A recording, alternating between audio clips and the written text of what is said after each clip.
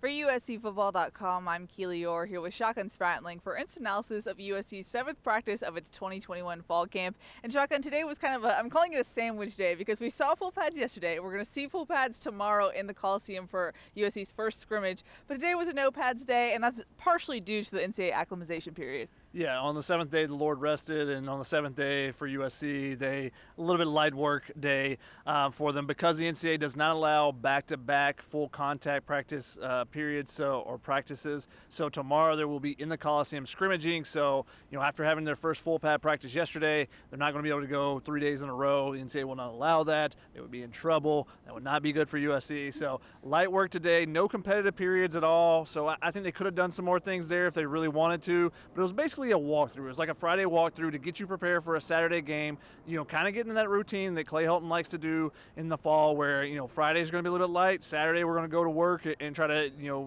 make the most of things, get the players prepared as they get ready for the first game of the season. I think that's kind of what you saw today. It was basically like a walkthrough where we actually saw the offense and defense complete teams separate, which is something we haven't really seen much of, and kind of going through some different plays. So, they might have been drawing up a couple things to spring on the other side tomorrow, and we'll see how that kind of plays out. But we did get to talk to the defensive coaches about the first full pass practice yesterday, and it seemed like most things were positive. Yeah, it seems like they were at least happy that they could finally evaluate players because we know from the defensive coaches, they don't even count no pads practices as practices. So yesterday was the first full practice that they could evaluate. And both Todd Orlando and Craig Naivar said you really have to take advantage of those full pad practices just because of, one, the new NCAA rules, but also because you can really evaluate then. Yeah, and Craig Naivar said, I've got some thoughts on the new NCAA's acclimation rules, but I'm going to keep those to myself. But he did say that, it's really tough. Those are really important days in the fall because there's so few of them now. You really need to be able to evaluate. You need to have players out there. Obviously, USC was missing some guys yesterday. We found out Todd Orlando said that the defensive tackles, at least, Kobe Pepe and Jamara Sakona, the reason they were out was for health and safety protocols.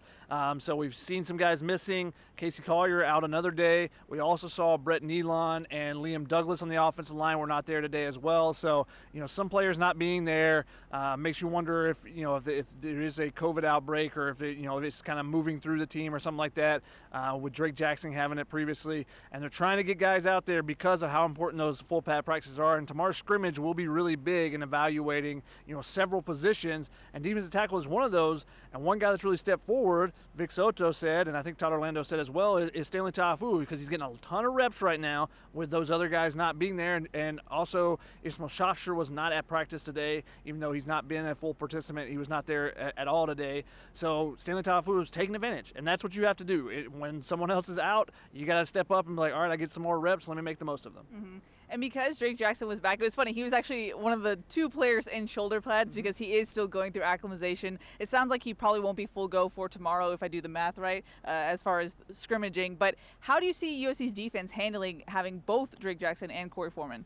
Well, ask Vic Soto about that with Corey Foreman. Does that help him having Drake back? Because Drake's kind of like a big brother to him. They played at Centennial together. They know each other really well. And he said, yeah, it helps everyone. Because when you see a guy like 99 on the edge and you know what he's going to be able to do in a pass rush, then, you get a little bit more excited. If I can beat my guy, the quarterback may be stepping up.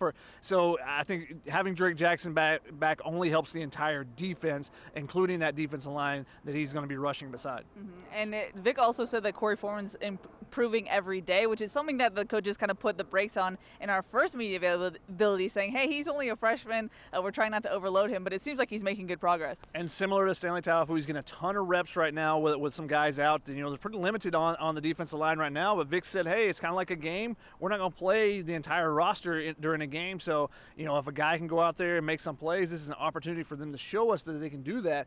And Corey's taking strides every day. We mentioned it before, but he's basically right at Vic's hip, and Vic said, yeah, that's exactly the way I want it.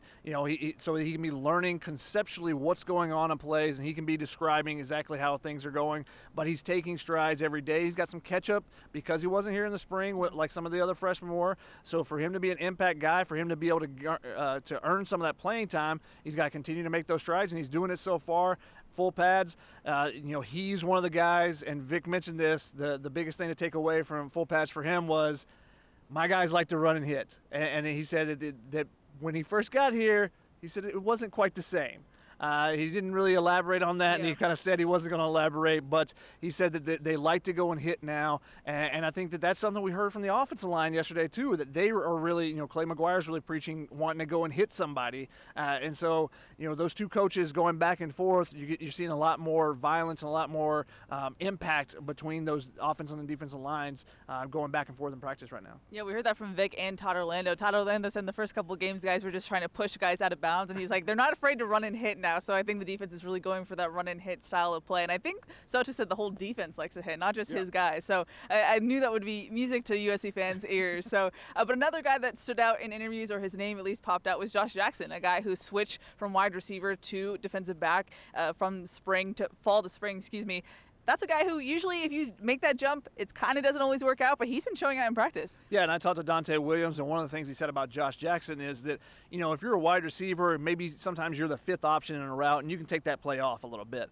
He said you can't do that as a cornerback. So he said the biggest thing for him and the entire group is just consistency. Going full speed every play, but being consistent with your actions, never taking the play off. Same thing with Chris Steele. He said he can't get lazy.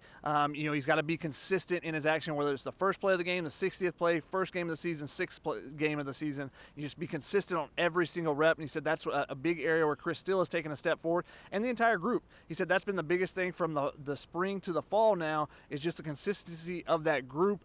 So he's really been impressed by the group, and said it's going to be open competition the entire time, and said that's what you do on Tuesday and you have a great practice. He said don't come tell me that. He said show me on Wednesday. I don't want you to come Wednesday and then not have a good practice. I want you to consistently do it every single day, and that's what will earn the starters their starting positions. We think that Chris Steele and Isaac Taylor-Stewart are the most likely choices, but Deandre Williams and Chris Steele, when I talked to him earlier or last week, said the same thing.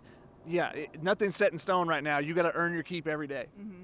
We mentioned a lot how the COVID season and the protocols and restrictions really hampered the coaches and players in that 2020 season. And Deandre Williams was talking about how the team seems closer because of that, especially the cornerbacks. And he said, one reason I can tell is because they're now policing themselves. Beforehand, I had to be the one to tell them and get them back in line, but now other guys are taking that on and taking on that responsibility. What do you have to say about that? Yeah, definitely. He said that because, guys are in the meeting rooms together, they're in their dorm rooms together. He said that, someone steps out of line, there's someone there to put them back in their place, and it doesn't have to be him every time on the practice field. He said that from Chris, you would think Chris Steele is the leader there. He's the older guy. He said, but it's Chris Steele. It's Isaac Taylor-Stewart. It's even Jaden Williams. He said was a guy he saw doing that today. So it's from the older guys, from the younger guys. It's just everyone in the group is as a collective is working towards the same goal. And so if they see one of their guys not doing the right thing, whether it be just form wise or whether it be something off the field, they're there to check them and put them back in place. So he said that's one of the biggest areas where he's seen his group grow as well. And I think Isaac Taylor-Stewart is bound for a big year this season. And, he just had a kid, and one of those, Deandre Williams, I asked him about that. How does that affect a player? He said that can be, can be a really good thing for a player, or it can go the other way. And they can be stressed out and just be kind of overburdened with everything. He said Isaac Taylor-Stewart, from what he's seen so far, is really taking it in a positive manner, just realizing that he is responsible for someone else right now. And, he can take that to that family atmosphere to the team as well, where it's not just you're on an island as a cornerback, but you're responsible for a certain job during a defense. And so that's being extrapolated a little bit there as well. And he said mentally, Isaac Taylor-Stewart is really taking a big jump from the spring. So I'm really expecting some big things out of Isaac Taylor-Stewart. We haven't seen him in full pads yet. He was a couple days behind, but we should see him tomorrow during the scrimmage, and we'll see if he makes some plays there. Mm-hmm. Todd Orlando was making it sound like tomorrow will be one of two scrimmages USC will have in fall camp. And he said after that, we're going to try and really figure out the two deep. So obviously you can assume that tomorrow will be a big evaluation day. Shotgun, what are you going to look for tomorrow? I mean, it starts with who's out there to begin with. If you can get those defensive tackles, that's a position group that we're really keeping an eye on. And then the left tackle, John Monheim, Cortland Ford, who stands out there? Is Casey Collier back? Can he get back in that mix? Do we see someone else getting some reps there? And how does that offensive line continue to gel? Can they move the ball in the run game? It's the big question for the offense going into this season, and something that we'll be keeping an eye on throughout camp, but especially in the scrimmage periods, because there'll be those 3rd and 1 situations. Are they able to pick them them up. There's a lot of talent on the defensive line, even though they're missing some guys right now. You still got guys like Corey Foreman that you're subbing in. The offensive line has their work cut out for them every day. So let's see if they can make some strides, making some small steps towards being able to run the ball consistently. Alrighty, Shotgun. Any final thoughts before we wrap this one up? No, quick day today, early day today for us as well. So now we're looking forward to resting up just like the team, and then getting back tomorrow at the Coliseum.